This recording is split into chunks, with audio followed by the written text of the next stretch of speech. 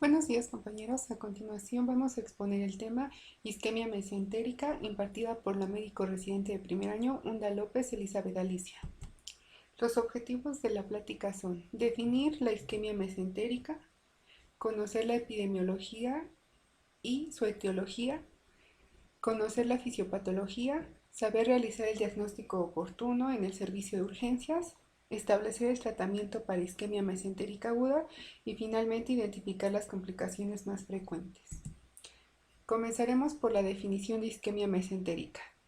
La isquemia mesentérica es toda interrupción abrupta del flujo sanguíneo en una porción del intestino delgado. Esto provoca una isquemia, daño celular, necrosis intestinal y eventualmente la muerte del paciente en caso de no ser tratado adecuadamente. En cuanto a su epidemiología, está registrado que se presenta en 1 por cada 1000 admisiones al servicio de urgencias.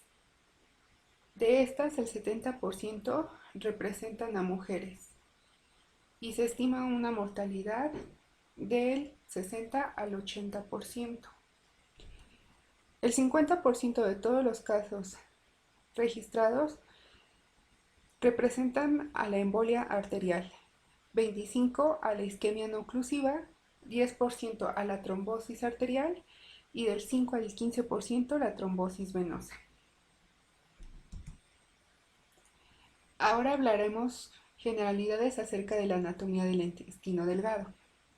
El intestino delgado comienza en el esfínter pilórico y termina en el esfínter iliocecal.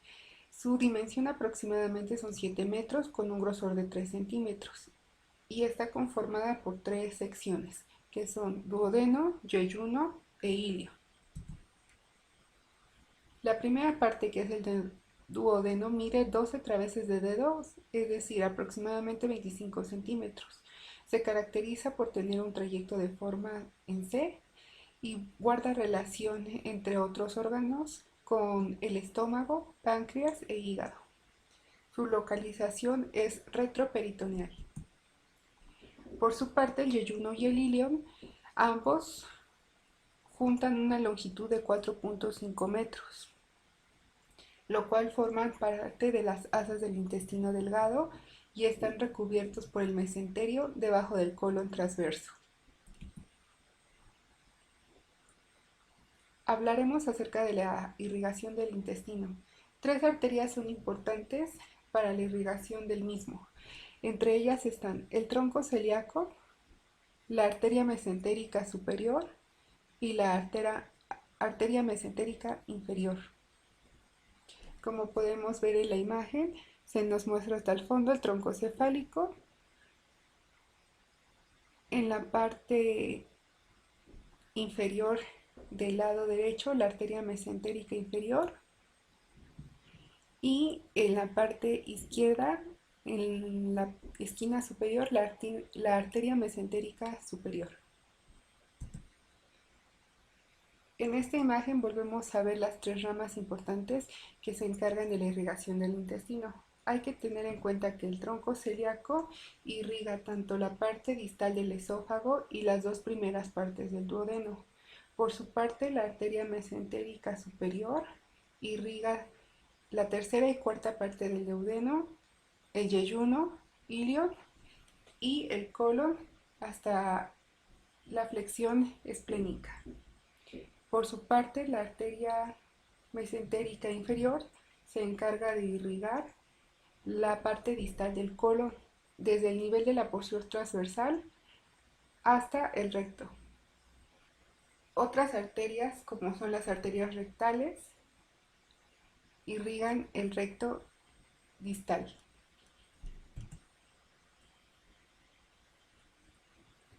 En cuanto al drenaje venoso, las venas corren paralelas a las arterias. En este caso, las más importantes son la mesentérica inferior, que se une a la vena esplánica, y esta vena esplánica, que se une a la vena mesentérica superior, van a formar la vena porta.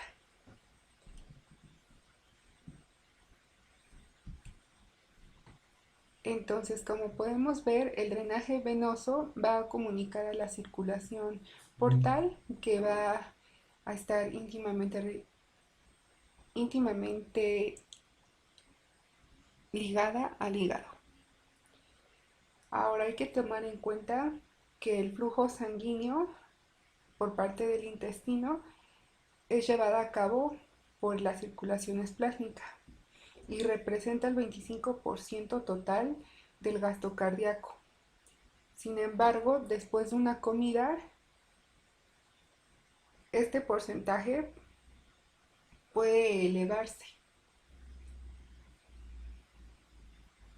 En cuanto al drenaje linfático, los vasos linfáticos, su principal función va a ser la de transportar sustancias liposolubles, las cuales se van a drenar hacia los conductos mayores, de estos hacia el conducto torácico y de ahí directo a la circulación sistémica.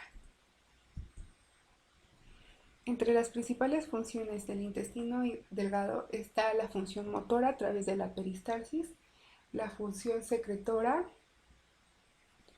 la función digestiva, la absorción y la función de defensa mediante la flora intestinal. Por su parte, el intestino grueso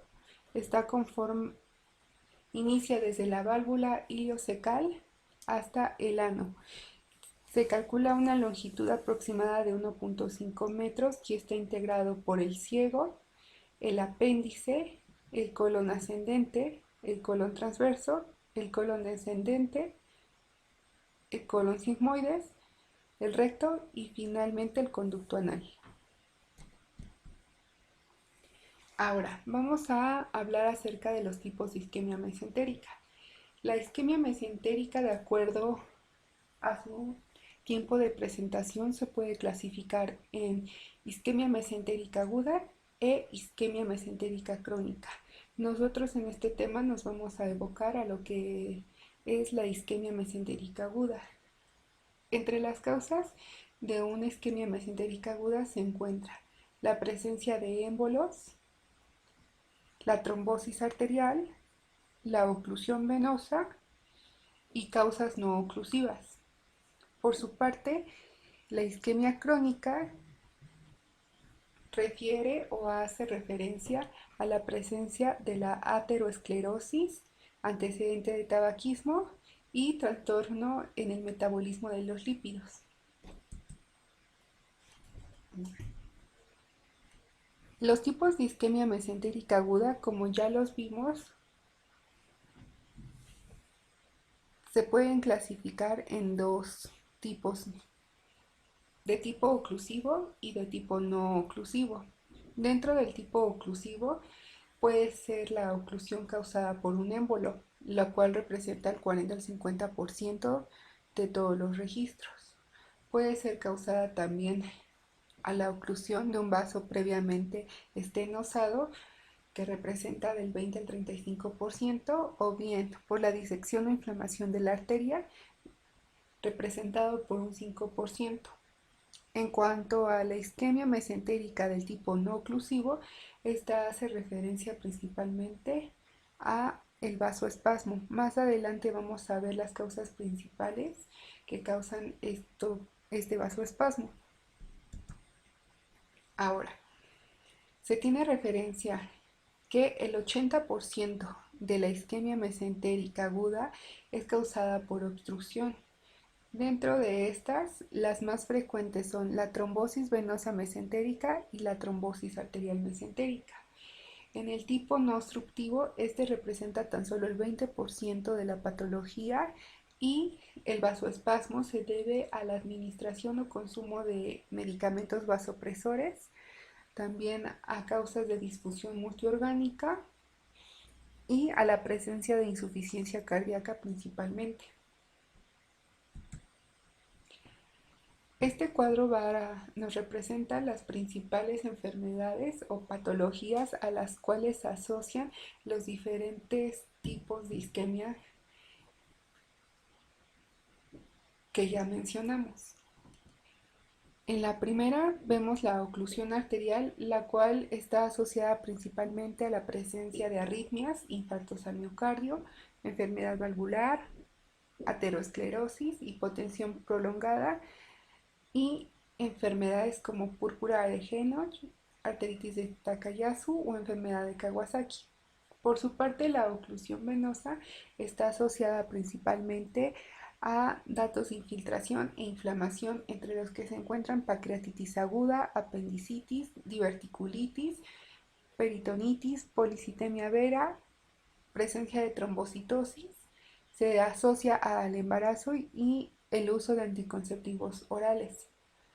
Entre las causas no oclusivas está datos de hipovolemia, presencia de hipotensión, trauma penetrante o no, la radiación previa, el consumo de algunos medicamentos como son los alfa agonistas adrenérgicos digitálicos, la vasoconstricción y vasopresina.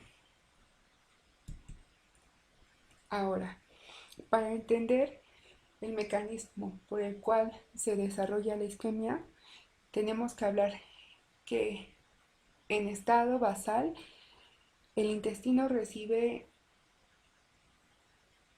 los aportes nutrientes en 20% del gasto cardíaco. De este 20% del gasto cardíaco, 2/3 son dirigidos a la mucosa intestinal. Como ya lo habíamos mencionado antes, en la fase postprandial o después del consumo de alimentos, este flujo sanguíneo va a aumentar hasta el 35%. El intestino cuenta con un mecanismo de autorregulación, el cual va a permitir que el tejido sea viable. Este tejido va a ser viable siempre y cuando se mantenga una presión arterial sistémica en un rango de 70 milímetros de mercurio. Sin embargo, cuando la autorregulación se ve anulada por cifras de presión menores o iguales de 40 milímetros de mercurio, la pared del intestino sufre un daño isquémico. En el siguiente diagrama podemos identificar 3 diferentes etapas en relación a este daño. La etapa 1 nos indica que se necrosa la mucosa. En la etapa 2, aparte de la necrosis de la mucosa, ya existe una necrosis a nivel de la submucosa y de la capa muscular propia. Y finalmente en la etapa 3 tenemos la presencia de un infarto transmural. Ahora, hablaremos en general de la fisiopatología de la isquemia mesentérica. Todo comienza con la presencia de vasoconstricción. Esta vasoconstricción va a provocar la translocación de bacterias debido al aumento de la presión dentro del vaso. Esta translocación de bacterias va a hacer o va a favorecer la activación de mediadores de la inflamación. Estos mediadores de la inflamación van a crear un vasoespasmo y este vasoespasmo va a generar la isquemia regional del segmento afectado. Ahora vamos a hablar referente a una de las causas de isquemia mesentérica. Como ya lo habíamos mencionado, la presencia de émbolos dentro de la arteria van a estar generados por disritmias cardíacas. Principalmente están asociadas a la presencia de fibrilación auricular, en la cual el ventrículo izquierdo va a presentar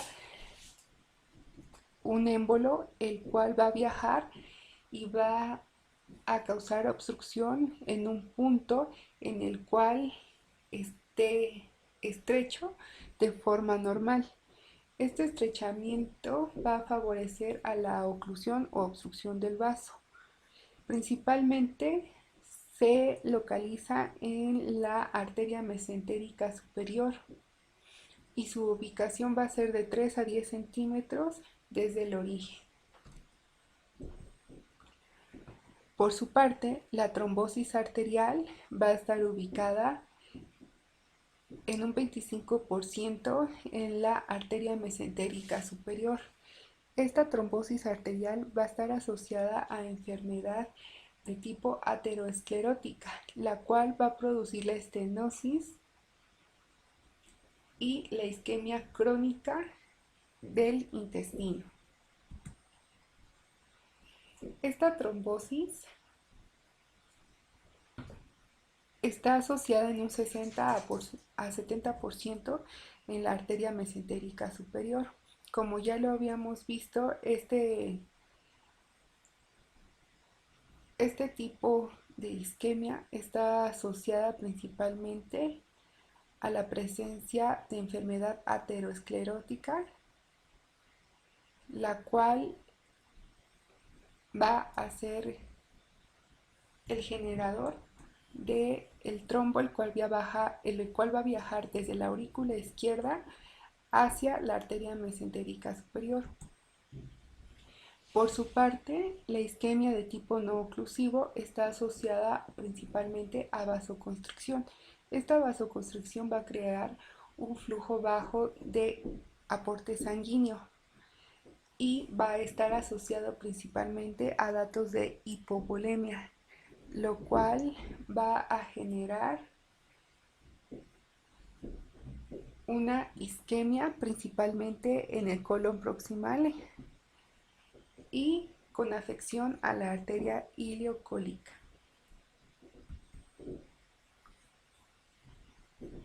En cuanto a la isquemia mesentérica no oclusiva, como ya lo vimos, está presente en una edad a partir de los 50 años o más.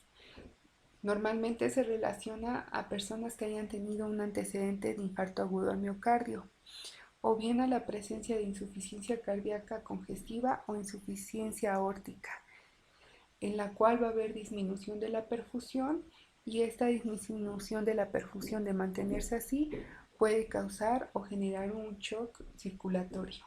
Sus características principales es la presencia de un dolor agudo, en la cual se acompaña de distensión abdominal y presencia de sangre oculta en las heces. Ahora, vamos a ver en este cuadro un resumen de las características de las causas de isquemia mesentérica. Como ya lo vimos, los tipos de isquemia mesentérica pueden ser generados a partir de un émbolo, a partir de la trombosis arterial o bien de la trombosis venosa. Por parte del embolismo, se asocia principalmente a la fibrilación arterial o infarto al miocardio. Su forma de presentación es aguda y está caracterizada por la presencia de un dolor súbito. Su tratamiento está basado en la embolectomía mesentérica superior. Por su parte, la trombosis arterial aguda está asociada a una enfermedad aterosclerótica. Su forma de presentación también es aguda y sus características clínicas principales son dolor después de la ingesta de alimentos. Este dolor es gradual, secundario a los cambios intestinales. Su tratamiento principal se basa en la revascularización quirúrgica. Por su parte, la trombosis venosa está asociada a estados de hipercoagulabilidad o traumas, o bien a estados de inflamación. Normalmente se presenta de forma subaguda y el dolor también es de una forma subaguda. Su tratamiento está evocado hacia el uso de anticoagulantes, principalmente heparina. Ahora hablaremos de los datos clínicos asociados a la isquemia mesentérica. En una isquemia mesentérica aguda, el 95% de las personas va a referir un dolor agudo. Este dolor se encuentra, o su característica es que es desproporcionado a la exploración física. Entonces podemos tener un abdomen que no revele ningún dato y la presencia de un dolor intenso. El 44% va a presentar náuseas, un 33% vómito y diarrea y un 16% va a presentar sangre en el recto. En caso de existir datos de irritación peritoneal, estos van a estar asociados principalmente a peritonitis. Ahora, vamos a hablar de los datos clínicos de la trombosis arterial. En este caso, el dolor abdominal es repentino. Puede haber la presencia de infarto transmural, la presencia de fiebre, diarreas sanguinolentas y en algunos estados llegar hasta choque.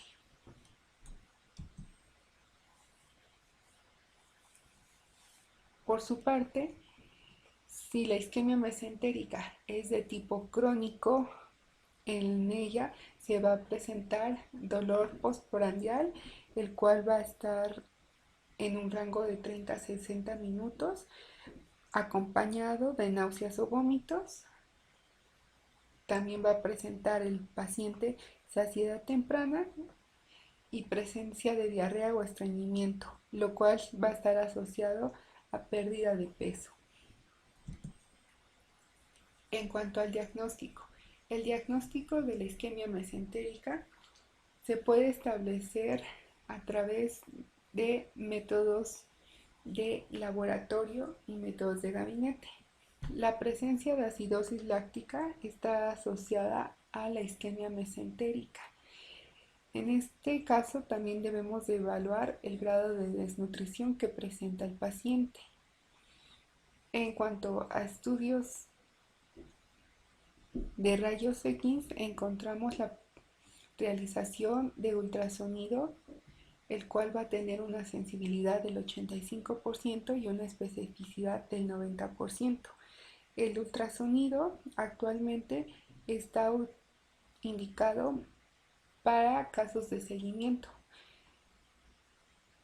y lo que nos va a reportar una vez realizado es la presencia de distensión y dilatación de las asas intestinales, así como datos de estenosis o bien oclusiones en el tronco celíaco o bien en la arteria mesentérica superior. Otro estudio que podemos realizar para el diagnóstico de isquemia mesentérica es el uso de una tomografía. Esta tomografía tiene registrada una sensibilidad del 93% y una especificidad del 100%. Los datos a encontrar dentro de una tomografía son la presencia de edema en la pared intestinal, lo cual va a estar asociado a datos de isquemia. También vamos a encontrar engrosamiento de la pared con reducción o ausencia del realce en las vísceras, presencia de neumatosis intestinal, así como aire libre intraperitoneal. El estudio de elección o gol estándar para establecer el diagnóstico de isquemia mesentérica es la angiografía. Esta presenta una sensibilidad que oscila entre el 90 y 100% y una especificidad del 100%.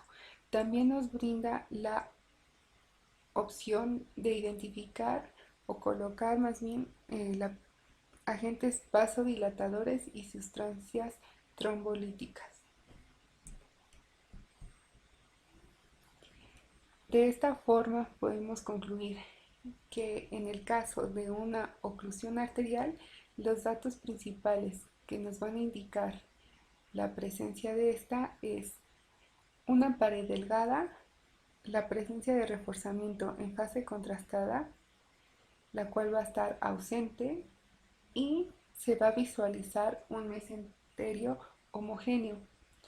Por su parte, si la isquemia mesentérica es el tipo no oclusivo, la pared normalmente del intestino va a estar sin cambios. No va a existir una dilatación evidente, pero va a haber presencia de una constricción arterial.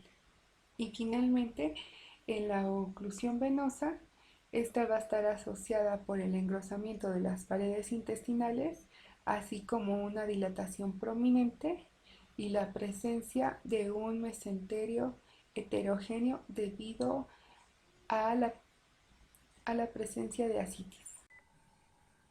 En cuanto al tratamiento de la isquemia mesentérica, este va a estar basado principalmente en medidas básicas, las cuales van a incluir una adecuada reposición hidroelectrolítica, así como la restauración del equilibrio ácido-base. Esto va a permitir optimizar la función cardíaca y normalizar la hipovolemia. Para esto vamos a requerir varias medidas. La primera, reanimación con líquidos, monitoreo de electrolitos y el estado ácido-base, evitar la ingesta oral, el uso de heparina no fraccionada, también el uso de antibióticos. Este último, el uso de antibióticos, es con la finalidad de neutralizar los efectos de la translocación bacteriana. Los antibióticos deben de cubrir gérmenes anaerobios y gram negativos. Por su parte, para la reanimación de líquidos, su indicación principal es para prevenir el colapso cardiovascular y esta reposición debe ser de aproximadamente de 100 mililitros por kilogramo por peso, y posterior a esta reanimación se debe de medir el nivel de lactato. Un nivel de lactato alto indica mejoría de la isquemia.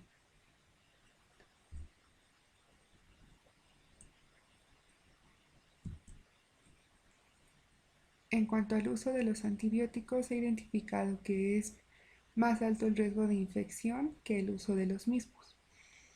Esto secundario a la pérdida temprana de la barrera de la mucosa. Por lo tanto, la administración debe de ser de amplio espectro y de forma temprana, es decir, inmediatamente después del diagnóstico.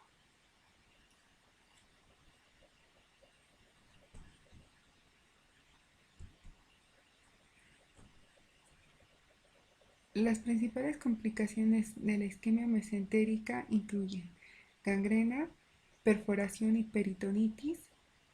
En esta última, en el caso o en presencia de peritonitis, se debe de indicar una laparotomía con la finalidad de efectuar una revascularización y la resección del tejido necrótico. En caso de presentar peritonitis, no se debe de realizar la infusión de drogas vasodilatadoras, como es el caso de la heparina. Otra de las complicaciones es la cicatrización estrecha, la cual va a bloquear el tránsito intestinal. Ahora hablaremos de la trombosis mesentérica venosa. En cuanto a la trombosis mesentérica venosa, comenzaremos por definirla.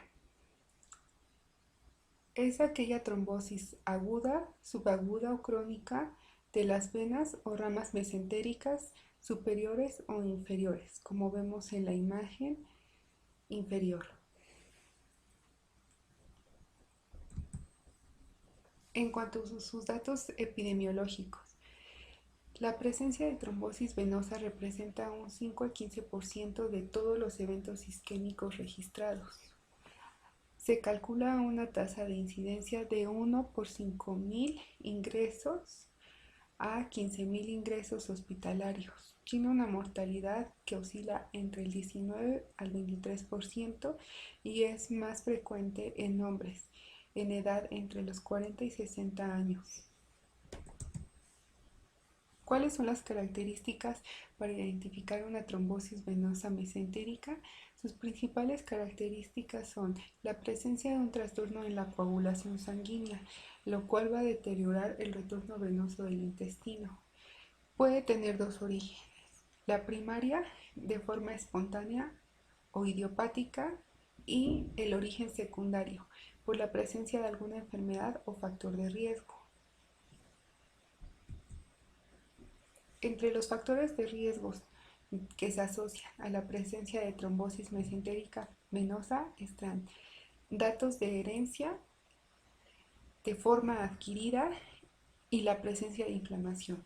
En cuanto a la herencia, se asocia a la deficiencia de antitrombina 2, la deficiencia de proteína C y la mutación de factor de Leiden o factor 5. En cuanto a las causas adquiridas, está la presencia de coagulación intravascular diseminada, la asociación con embarazo y la asociación con la presencia de anticuerpos antifosfolípicos. Y finalmente la inflamación, que está asociada a la presencia de trauma penetrante o no, la esplenectomía, datos de infección y pancreatitis. Otros factores de riesgo asociados está la presencia de estasis en patologías como la cirrosis, esplenomegalia congestiva e insuficiencia cardíaca, y la presencia de trombosis mesentérica de tipo idiopático. En cuanto a la fisiopatología de la trombosis mesentérica, está dada por la presencia de la lesión al endotelio acompañada de un estado de hipercoagulabilidad, la presencia de estasis venosas, lo cual va a provocar una reacción inflamatoria. En cuanto a la lesión endotelial, tenemos que esta lesión se ubica en un 95% en la vena mesentérica superior. Entre los datos de hipercoagulabilidad se encuentra principalmente la asociación con alteración en la barrera de la mucosa. Esto va a favorecer a la estasis venosa, en la cual va a ser secundaria una isquemia prolongada debido a la oclusión trombótica de la vena. Y finalmente, esta isquemia va a provocar una reacción inflamatoria con la presencia de factores como interleucinas, factor de necrosis tumoral y otras, las cuales van a favorecer la necrosis de la mucosa.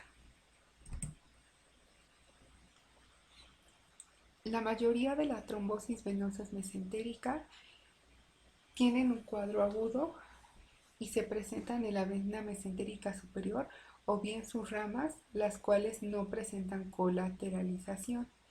Entre su ubicación se encuentran del 64 al 83% en la porción del ilion, del 50 al 81% en la porción del yeyuno y en una menor porción de 4 al 8% en el duodeno. En cuanto a los datos clínicos de sospecha para la trombosis mesentérica superior se encuentran, estos van a depender de la formación del trombo, la extensión del mismo y la ubicación dentro del intestino. Normalmente se asocian los síntomas o su presencia en una relación de 6 a 14 días, entre los cuales se presenta dolor abdominal, la presencia de náuseas y vómitos, así como distensión y ascitis. Esto secundario a la oclusión de la vena portal. De forma crónica, esta se presenta en un 20 a 40% de los pacientes y se caracteriza por la presencia de circulación venosa colateral, datos de rebote a la palpación y rigidez de la pared abdominal. Para establecer el diagnóstico de la trombosis mesentérica, esta puede estar asociada a la presencia de leucocitosis, con un recuento mayor o igual de 20.000 leucocitos. Para estimar la mortalidad de esta patología, podemos tomar en cuenta los valores de lactato sérico, así como la presencia de acidosis metabólica. En cuanto a los estudios de imagen, podemos realizar una tomografía contrastada, la cual nos va a identificar un defecto en el llenado del vaso. Este va a estar también caracterizado por un engrosamiento de la pared intestinal y la presencia de ascitis, como tenemos en las imágenes del lado izquierdo. Entonces, en ambas imágenes se muestra un engrosamiento difuso de la pared intestinal identificada por las flechas en color blanco. El uso de ultrasonido Doppler está identificado la presencia de trombos grandes. Sin embargo, no se puede realizar un diagnóstico en el caso en que el vaso sea de pequeño calibre. Por su parte, una venografía por resonancia magnética está indicada en los pacientes que presenten alergia al contraste iodado. Ahora hablaremos de las complicaciones asociadas a la trombosis mesentérica venosa. Entre ellas se encuentra el infarto intestinal y la peritonitis. Como vemos en la imagen superior del lado derecho es la presencia de un infarto intestinal, la cual puede ser identificada a través de una laparotomía exploratoria. Y la segunda complicación asociada principalmente es la de peritonitis, en la cual está caracterizada clínicamente por datos de inestabilidad hemodinámica, así como falla multiorgánica, como tenemos en la imagen del lado izquierdo inferior. Para establecer un adecuado tratamiento de la trombosis mesentérica venosa, comenzaremos realizando el diagnóstico de esta mediante la evidencia de datos clínicos, los cuales pueden incluir la presencia de peritonitis, infarto intestinal, perforación o inestabilidad hemodinámica. Si nuestro paciente no presenta ninguna de estas características, entonces podemos decir que nuestro paciente no es candidato a cirugía, por lo cual vamos a instaurar terapia anticoagulante durante 6 meses o bien extender la duración dependiendo de la patología. Si nuestro paciente es candidato a cirugía, vamos a considerar el uso de cateterismo directo acompañado de fibrinólisis o bien mediante la realización de una trombectomía. Si por el caso nuestro paciente llegara a presentar datos de peritonitis, infarto, perforación con inestabilidad hemodinámica, la primera medida a instaurar sería la realización de una laparoscopía. La laparoscopía identificará dos vertientes: si nuestro intestino es viable o no viable. Si nuestro intestino es viable, debemos de considerar una medida quirúrgica. Y si nuestro intestino es no viable, la indicación sería la resección del intestino y del segmento afectado. ¿Cuándo instauraremos terapias avanzadas? Cuando nuestro paciente presente inestabilidad hemodinámica o bien la presencia de síntomas refractarios posteriores al tratamiento inicial. En este caso, estará indicado la presencia de una resección intestinal o bien una trombectomía acompañada de fibrinólisis. Finalmente, para el tratamiento de la trombosis mesentérica venosa, el objetivo va a ser prevenir un infarto intestinal mediante la reperfusión del intestino afectado. Se ha indicado que pacientes que presentan datos de trombosis mesentérica y que han sido manejados de manera conservadora mediante las soluciones parenterales, cristaloides y el reposo intestinal durante 48 a 72 horas mejoraron el gasto cardíaco, así como el evitar el uso de medicamentos vasopresores.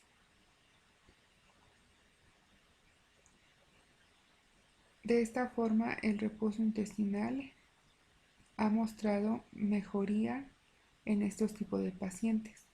También podemos indicar la succión nasogástrica, la administración de líquidos intravenosos, principalmente líquidos a base de soluciones cristaloides, antibióticos de gran espectro que cubran gram positivos y gram negativos, y en ausencia de peritonitis se indica la anticoagulación mediante un bolo inicial de heparina seguido de una infusión continua. El bolo inicial debe ser de 5.000 unidades y la infusión continua de 1.000 unidades por hora, ajustando la dosis para mantener un tiempo de trombina alargado más de 2 a 2.5 veces respecto al control. Esta pauta se debe de mantener durante 7 a 14 días, una vez iniciada la administración de cumarínicos, y se debe de mantener durante 6 meses o más dependiendo de la patología subyacente.